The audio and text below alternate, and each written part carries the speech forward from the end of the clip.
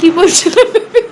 এই যে দেখো, আমাদেরকে দেখো, এই যে আমার মেয়ে আর আমি, ঠিক আছে, ওর জন্য আমি একটা গান লিখেছি, খুব সুন্দর গান।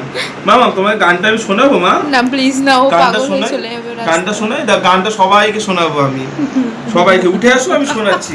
এই তো, কচু বনে গেছিল কালো কুকুরে, বেবি কালো এক কুকুরে। সেকেন্ড, আরে দাঁড়াও, ও কালো না তো, ও তো সরি, ওটা লিরিক্সে একটু চেঞ্জ হবে। আর ও তো কচু বনে হাগে না, আমাদের ঘরে হাগে।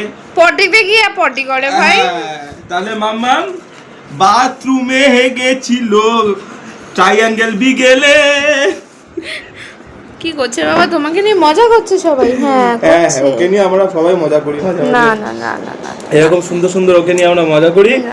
এই গানটা খুব ভাইরাল হয়েছে, তো ওই জন্য গানটা খুব আমরা না না না, ওকে দিয়ে এনজয় শোনাটা করছিলাম। আমার- ঠিক আছে, কচু বনে গেছিল কালো কুকুরে।